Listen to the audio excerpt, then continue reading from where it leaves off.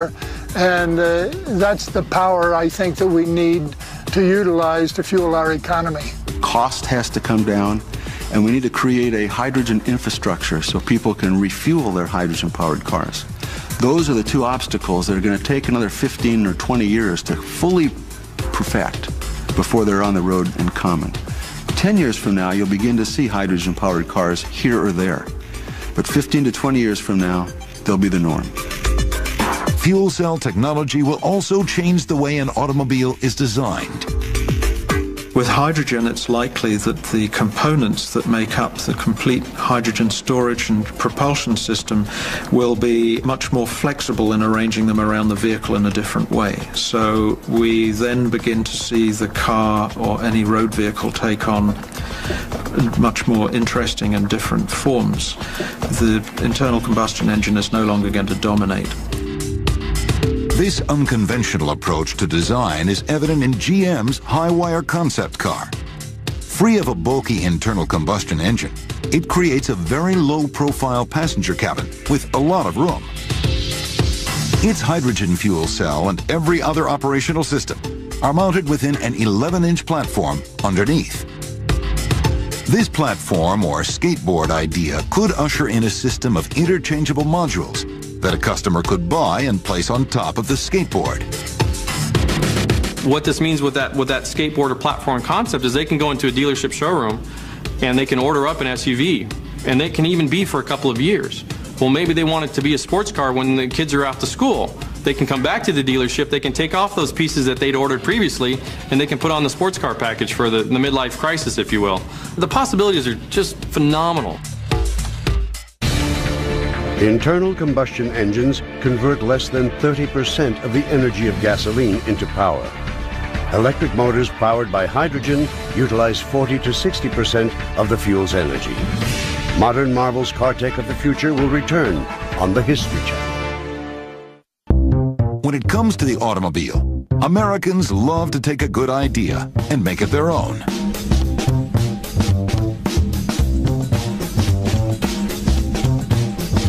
For some, it's about style. For others, it's about something deeper. We all want to say something. We want to make a statement, and some of us want to make a statement with our cars, and that statement can be anything from I'm a real cool, sporty, high-performance kind of guy to I'm working to save our planet.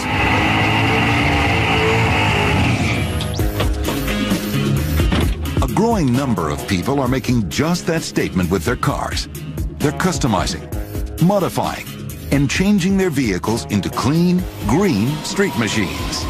It's perfectly legitimate to try modifying your car to run on an unconventional fuel or get astounding fuel economy or not pollute as much.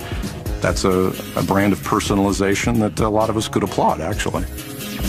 Attracting attention to this philosophy, driving outside the box, was the goal on April 30th, 2003, at the Santa Monica Pier in Southern California.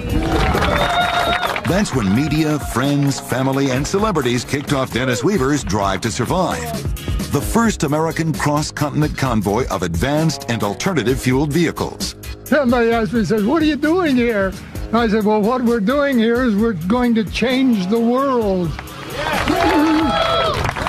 At least we're going to change the energy that propels the world.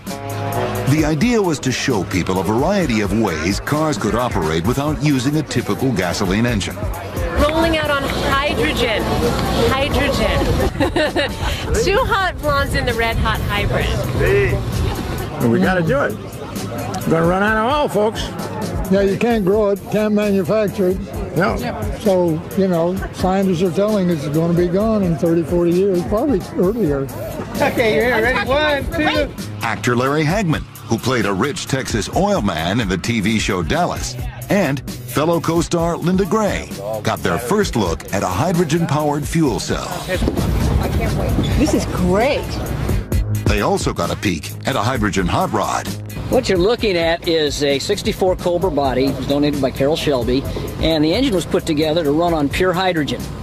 And this, what we're trying to do is use a clean fuel, and yet we still get the performance out of it. What more can you ask for? Every hot rodder will kill for this car. Russell Gerke will be making the drive in his 2003 Dodge Cumming 3500 Series pickup truck.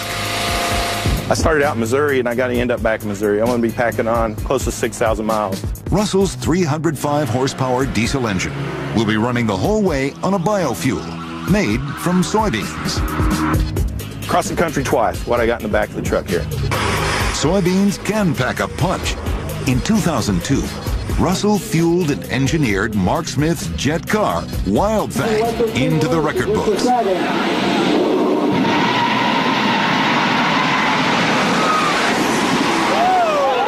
We ran 211 miles an hour on biodiesel in the 8th mile and set a world record for renewable fuel speed. This was done in a turbine. It makes a great jet fuel also. It makes a jet run great. Powering an engine on biofuel is not a new idea. Rudolf Diesel successfully developed the basic technology in the late 1800s. He produced the diesel to run on a variety of fuels, one of those fuels being vegetable oil.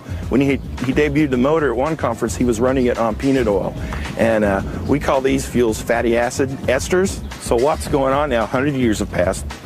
We're going back to what he'd originally designed the motor to run on in the first place, methyl esters. Biofuels burn 90% cleaner than regular diesel and give Russell as much as 40 miles per gallon, almost doubling the truck's mileage, but with no loss of horsepower. It's not months, it's not weeks. We can make biodiesel now. The capacity's there. It's quick to make, it's easy to make. The byproducts are food, soap, and fuel. End of story.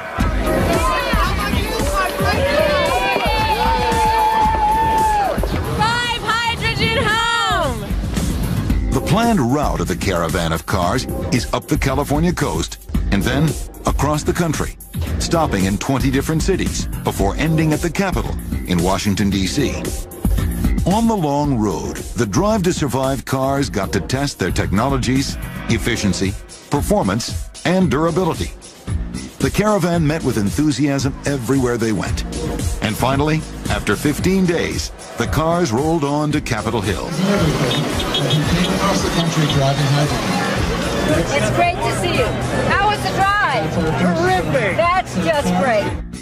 We're always trying things, you know, that's the nature of human beings. We're a species that creates. And this reminds me somewhat of the horse and buggy days when they started making the automobile. People were saying, well, what's it going to do with all the jobs related to horses? And what we did is we lost some of those jobs, but we more than compensated for those losses by creating new jobs. And that's exactly what's going to happen when we move to a hydrogen economy. For less than $5,000 and only a few days of tinkering, Utah's freestyle skier Ty Robinson modified his 1999 Toyota Tacoma 4x4 into the intergalactic hydrogen car, or what he calls the poor man's fuel cell. The only two parts I've had to put underneath the hood is one dry gas carburetor and one all-in-one pressure regulator, zero pressure diaphragm. The current vehicles we have, the internal combustion engine, we have all the parts available that are right off the shelf. You can put on that engine and make it multi-fuel capable. Ty's truck can run on pure hydrogen, but he wanted to cross the country without having to refill his limited supply, contained in these pressurized tanks. A kilogram of hydrogen is around the BTU equivalent to a gallon of gasoline. And since I'm achieving 22 miles per kilo on hydrogen, I have a range of 110 miles on straight hydrogen here.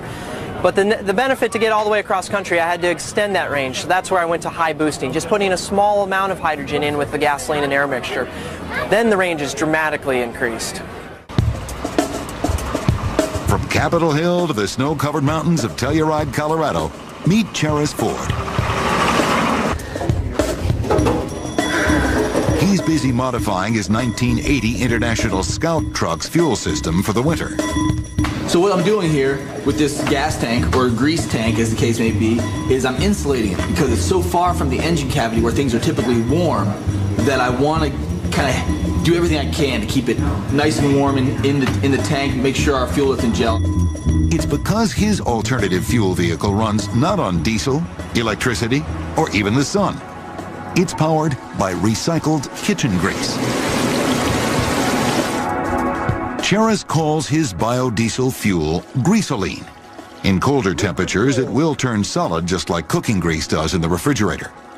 His insulated fuel tank and lines keep his fast food fuel flowing. And when it does, you'll know it. Oh my God, it does. It smells like French fries. Hey, Lucas, what's going on? Cheris makes periodic visits to local restaurants to collect the grease. He drains it right out of the deep fryers and into containers. Later, the grease is strained to get out the chunks. Yes, come back next week. I'll probably have like 4 more for you. Okay, great. It's just simply eliminating waste, and we've got to eliminate waste. This fry and drive idea has made Cheris famous around town. Good evening and welcome to Doc Talk. My guest tonight, Cheris Ford. Cheris, let's go ahead and take this call. Hey, John, what's going on?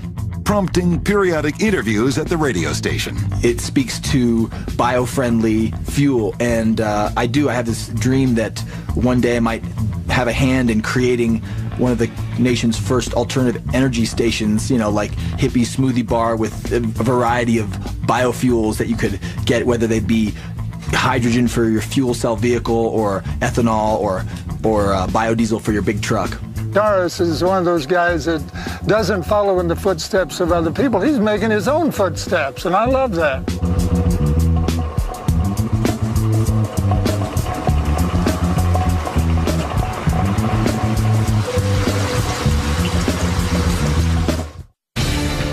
In 1912, Rudolf Diesel said, "The use of vegetable oils for engine fuels may seem insignificant today, but such oils may become, in the course of time, as important as petroleum and the coal tar products of the present time." Modern Marvel's Car Tech of the Future will return on the History Channel. Car technology has made almost any car imaginable possible. But the success or failure of a production car is a high-stakes game. Of the GT40. When we plan a car today, we plan it, used to be 5 years in advance. Now through technology, we can do them in 3 years. But you got to bet the farm, like on a model, $1 billion at one time, that 3 years from now, whatever car or truck you built, you'll be able to get your investment back. So it's a crapshoot. That's why, to me, it's a fascinating business. It's not for everybody, not for the timid, believe me. For that very reason, automakers rely on a very special kind of car. One that helps both them and the public to decide whether it's worth bringing a car like it to the market. They're called concept cars. Automobile companies unveil their latest concept car creations with great fanfare and showmanship. The Volkswagen Magellan. These one-of-a-kind experimental vehicles are what every manufacturer uses to explore the future. When we look at concept cars, in each one of them we see a fragment of the future, and some more than others because of the nature of the design. It's the role of the concept car to help guide scientists and engineers and designers as they bring all these elements together to build the future world we're going to enjoy. The concept car is a necessary component in development of new technology. And so when we test the concepts, we're testing not only the reaction, but how they perform in the real world. We can improve on that and make cars of the future even better. The first stage of the process is a sketch on paper. Any design starts off as an idea in a designer's mind. So the first stage is to transfer it from the mind onto a medium which other people can share with them. Next, the designers sculpt their concept in clay. It's fine to be able to think in 2 dimensions, but you have also to be able to think in 3 dimensions. So the next phase, fundamentally, is to convert those sketches into a 3-dimensional representation. This traditional process can also now be done with computers. With the computers and stuff, you can really expand your whole vocabulary of design. You can really explore new fundamental concepts that will really change the way we move around. A car designer of the future is really going to be a concept engineer. He's really going to have to be conscious of the package, conscious of how people sit in vehicles, how they interact with the vehicles. With computer technology, that process opens up a whole new world to us. To move from a sketch on a piece of paper to a hard model design to production in 12 to 18 months, it's a radical thing. A concept can be a technological study. A concept can be a pre-production vehicle that is only calling attention to a vehicle that we will eventually put into production. Or a concept can be a dream, and we called those years ago dream cars, and that's exactly what they are. And those are probably the purest form of sheer fantasy that an auto designer can come up with. General Motors was the first company that really devoted a department to styling vehicles. And it was really Alfred Sloan, who was the president of General Motors back in 1926, 1927. Alfred Sloan believed in the future that design would play a major role in influencing people to buy vehicles. Sloan began the art and color section of GM and hired a young Californian named Harley Earl to run it. Earl had earned a reputation for building custom cars for Hollywood movie stars. His first car for GM was the 1927 LaSalle, a fast, sharp-looking two-seater. With its flowing lines and low profile, the new car created a sensation.